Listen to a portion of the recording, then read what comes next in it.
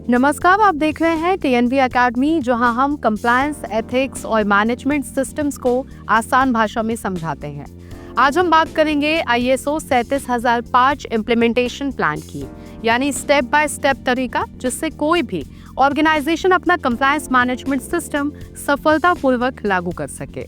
ISO 37005 केवल नियमों या पॉलिसीज का संग्रह नहीं है, ये ऑर्गेनाइजेशनल माइंडसेट और कल्चर बनाने का टूल है। इस वीडियो में हम पूरे प्रोसेस को स्टेप बाय स्टेप समझेंगे ताकि आप इसे अपनी कंपनी में सही तरीके से इम्प्लीमेंट कर सके। तो सबसे पहला स्टेप है leadership, commitment and scope definition. सबसे पहला स्टेप है लीडरशिप का कमिटमेंट। आईएसओ 37005 के अनुसार कंप्लायंस सिस्टम तभी सफल होगा जब टॉप मैनेजमेंट एक्टिवली सपोर्ट करे, रिसोर्सेज एलोकेट करे और एम्प्लॉयज को विजिबल मैसेज मिले कि कंप्लायंस प्रायोरिटी है।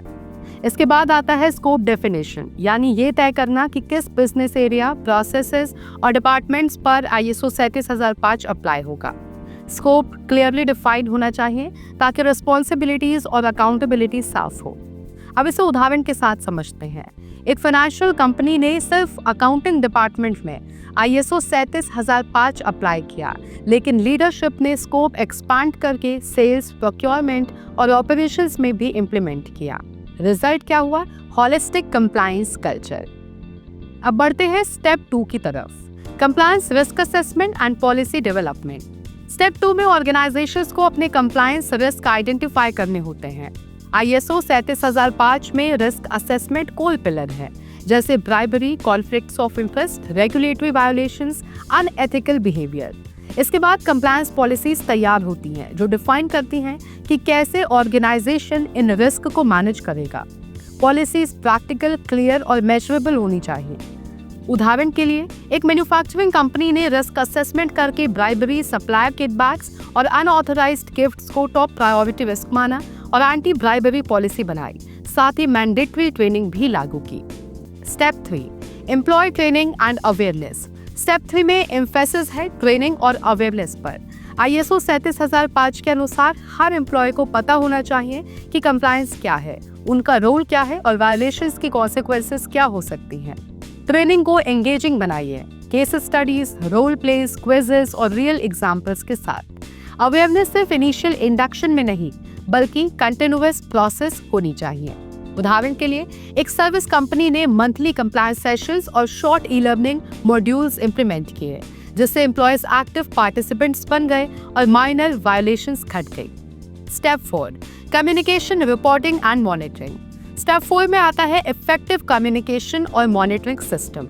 इसमें शामिल है कम्युनिकेशन, एम्प्लॉयज, मैनेजमेंट और स्टेक होल्डर्स के बीच transparent communication, reporting, whistle blower hotline, reporting channels, incident logs, monitoring, policies और प्रोसीजर्स के इफेक्टिवनेस को लगातार मॉनिटर और इवैल्यूएट करना।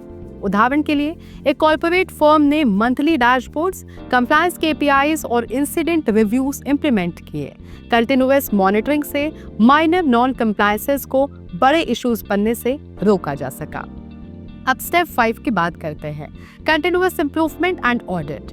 आईएसओ 37005 का आखिरी स्टेप है कंटिन्यूअस इंप्रूवमेंट। पॉलिसीज और प्रोसीजर्स इंप्लीमेंट करने के बाद रेगुलर ऑडिट्स, रिव्यूज और फीडबैक कलेक्शन जरूरी है।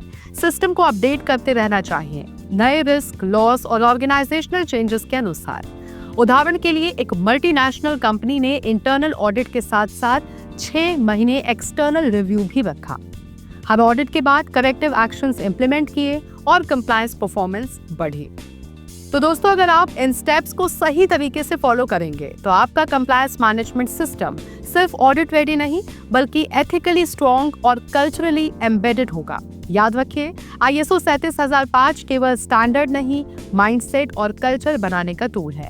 जब ये माइंडसेट ऑर्गेनाइजेशन के हर व्यक्ति में उतर जाता है, तभी असली कंप्लायंस कल्चर पैदा होता है। अगर आपको ये वीडियो पसंद आया हो तो लाइक, शेयर और सब्सक्राइब करें टीएनवी एकेडमी को, जहां हम कंप्लायंस को बोरिंग नहीं बल्कि एंगेजिंग और इंस्पायरिंग बनाते हैं।